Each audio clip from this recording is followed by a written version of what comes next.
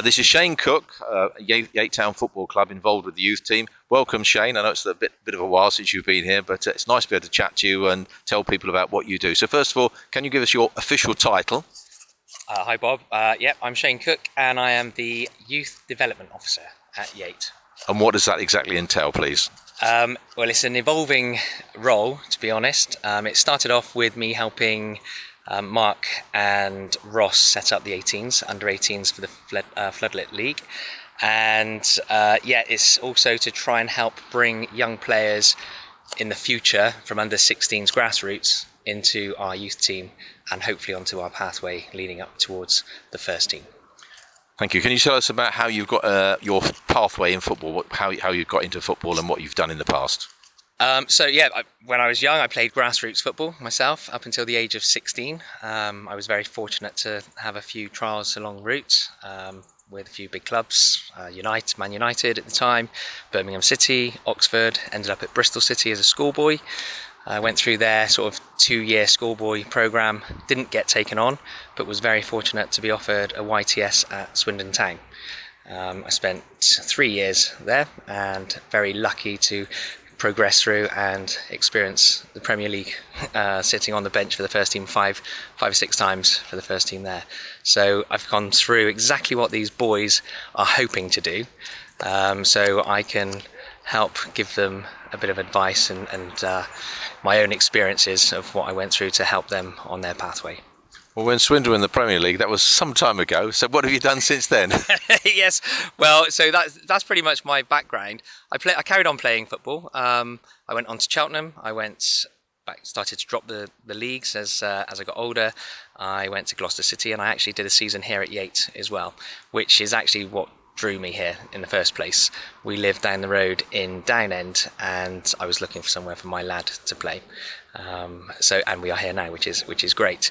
But as a career, I stopped playing football when I was about 27, 28, and I now own a couple of gyms around Bristol, and we have PT, personal training studios, dotted around the place. And what's your coaching experience? Coaching, this is pretty much it. Or starting, as I say, it's this level. I help with my lads' grassroots football from about the age of under 11s up to under 16s. And I've actually taken a step back from grassroots now to concentrate on Yate under 18s. You must be quite pleased how things are going. I mean, the Whites and the Blues, they won their first games on Sunday. They play on Sunday. And the first team also won, although the 18s rather, they won last night, didn't they, 3-2. So the last 3 games involving the 3 sides, they've all had a victory, which is very pleasant. Oh, it's amazing. Ant and the guys with the Whites and the Blues have done a fantastic job. And again, yes, we had our first win last night against Mendip Broadwalk. We're trying to teach the lads to play good football, pretty much like the first team. Trying to teach them to be brave, to make good decisions when they're on the ball, and hopefully the results will come with that. Our first league game didn't go to plan, but we played very well, but we were on the losing side, which is football. But yeah, it was great to get our first win under our belt last night. Do you manage to see all the games? Can you watch the Whites and the Blues and the Floodlit League team? I will definitely try to get there.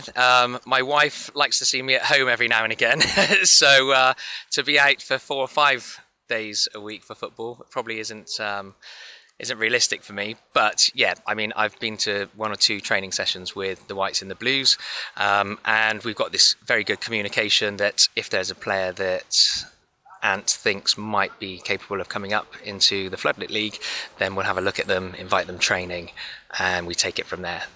So you're probably quite pleased with the opening few months. And what are your hopes for the rest of the season?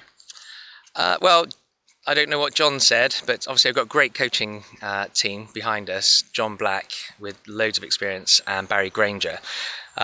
We've taken the pressure off of our boys in the Floodlit League this year because I'm not sure if you're aware, but we have a large majority of our team are under 16s from grassroots football. So they're playing lads who are 2-3 years above them.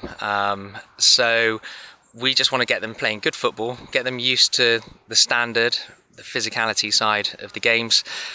We've given them this season to do that, but they are doing very well, and they're coping extremely well with the pressures of it.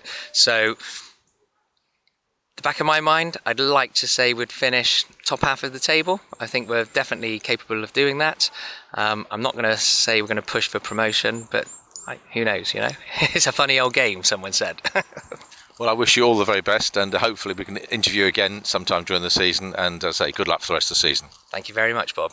It's been a Thank pleasure. you. Thank you. Where do you live in Denver?